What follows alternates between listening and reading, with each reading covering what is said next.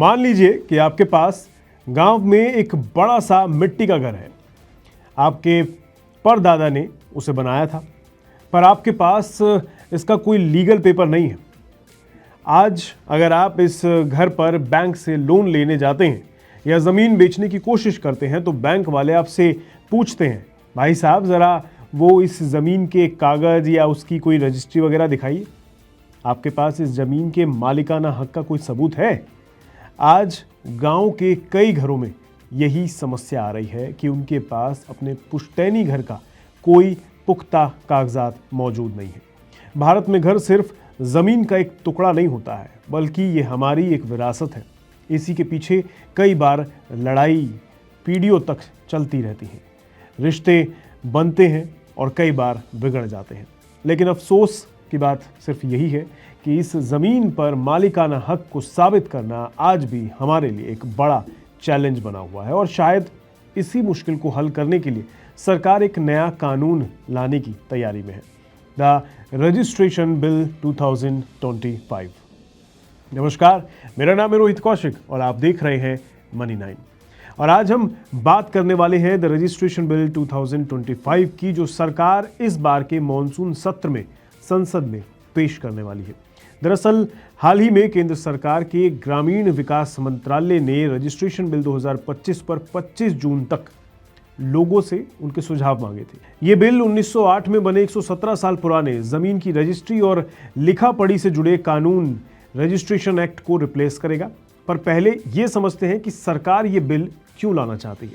दरअसल सरकार इस बिल के जरिए देश में लैंड रजिस्ट्रेशन को एक मॉडर्न, ऑनलाइन, पेपरलेस और सिटीजन सेंट्रिक रजिस्ट्रेशन सिस्टम बनाना चाहती है, जिससे पूरे देश में एक ऐसा यूनिफाइड डिजिटल फ्रेमवर्क बनाया जा सके जिसमें ज़मीन के नक्शे, उसकी रजिस्ट्री के कागज और इससे जुड़ी बाकी ज़रूरी दस्तावेज एक ही प्लेटफॉर्म पर मौजूद हों।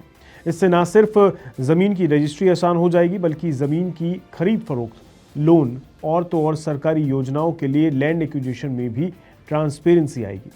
इसके अलावा सरकार लैंड रजिस्ट्रेशन से जुड़े हुए लीगल और प्रोसीजरली दिक्कतों को दूर करके इससे लोगों के लिए और इसे आसान बनाने की कोशिश कर रही है।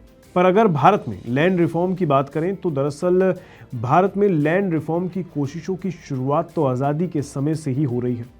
इसमें लैंड सीलिंग, चकबंदी, भूदान मूवमेंट और ना जाने कितनी ही कोशिशें की गई हैं। 1980 से 1990 के दशक में भारत सरकार ने लैंड रिकॉर्ड्स के डिजिटाइजेशन का एक प्लॉट प्रोजेक्ट शुरू किया था, जिसे 1997 तक आते आते देश के लगभग सभी राज्यों में शुरू कर दिया गया। पर यह अलग अलग कोशिश थी। अगर सेंट्रल लेवल पर लैंड रिकॉर्ड्स के डिजिटाइजेशन की बात करें तो 2008 में मनमोहन सिंह सरकार नेशनल लैंड रिकॉर्ड मॉनिटाइजेशन या मॉडर्नाइजेशन प्रोग्राम लेकर आई थी, जिसे 2016 में digital India land record modernization program कर दिया गया था। इसके प्रोग्राम के तहत 2020 में सरकार स्वामित्व स्कीम ले आई, जिसमें गांवों के लोगों को उनके घर का रिकॉर्ड ऑफ राइट, यानी जिनके पास अपने घर के कागजात नहीं हैं, उन्हें उनके घरों के कागजात बनवाए गए। इसके अलावा 2021 में आई ULPIN स्कीम, इसने लोगों की ज़मीन को आधार कार्ड से लिंक कर दिया। और अब नया रजिस्ट्रेशन बिल 2025 पर जानकारों का मानना है कि इस बिल में इफेक्टिव इम्प्लीमेंटेशन में कुछ बड़े हर्डल्स हैं, क्योंकि ज़मीन का रिकॉर्ड भारत में जितना पुराना है उतना ही कॉम्प्लिकेटेड भी है, क्योंकि लैंड स्टेट सब्जेक्ट है और हर राज्य का अपना सिस्टम है। इन सबको एक सिस्टम में लाना आसान काम नहीं होगा। इसके अलावा इसके इम्प्लीमेंटेशन वगैरह ये सिर्फ टेक्निकल हर्डल्स ही नहीं हैं, बल्कि इसमें कई लीगल और सोशल हर्डल्स भी मौजूद हैं। लगभग हर गांव में कई लोगों का कई सालों से ज़मीन का विवाद चल रहा है। ऐसे में इन डिजिटल रिकॉर्ड्स में किसका नाम जाएगा, ये कौन डिसाइड करेगा? मान लीजिए दो लोग ये दावा कर रहे हैं कि ये ज़मीन उनकी है। एक कह रहा है कि मेरे पास खतौनी है, ज़मीन के कागजात हैं, तो दूसरा कह रहा है कि भाई साहब ये तो 30 साल से इस ज़मीन पर रह रहा है। अब जब तक कोर्ट फैसला नहीं करेगा तब तक किसका नाम रिकॉर्ड में जाएगा? फिर मान लीजिए कि किसी ने कोई ज़मीन फर्जी दस्तावेज के सहारे अपने नाम करवा भी ली।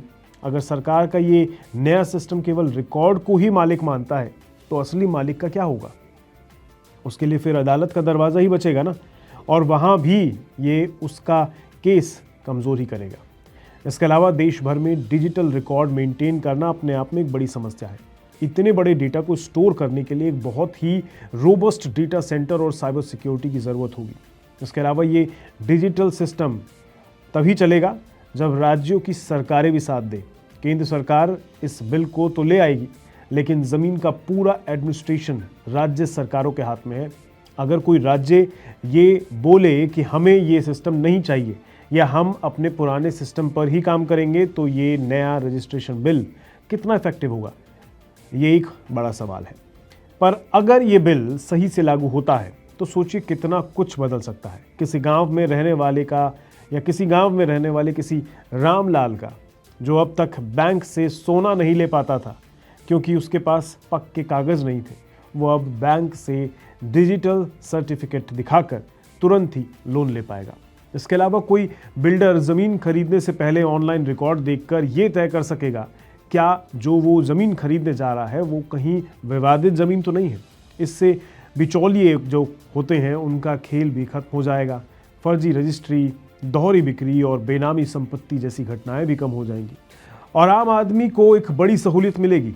ये साफ है कि सरकार की मंशा तो अच्छी है, पर इस व्यवस्था को ट्रांसपेरेंट बनाने के लिए एक सही मंशा के साथ ज़रूरत है एक सही योजना, सबके सहयोग और इसे सही तरह से इम्प्लीमेंट करने की। लेकिन जब तक सारे स्टेट्स तैयार ना हो, पुराने रिकॉर्ड्स सही नहीं होते और कानूनी उलझने नहीं सुलझती, तब तक सरकार की इस सही मंशा का सही फल नहीं मिल सकता।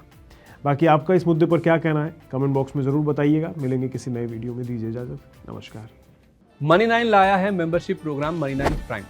अब आपके दिमाग में कई सारे सवाल होंगे, मसलन आखिर क्या है ये मनी9 प्राइम, आपके लिए यानी दर्शकों के लिए इसके क्या फ़ायदे हैं, और एक बड़ा सवाल ये कि मनी9 प्राइम से आखिर जुड़ना कैसे है। तो इसकी पूरी जानकारी हम आपको देने जा रहे हैं।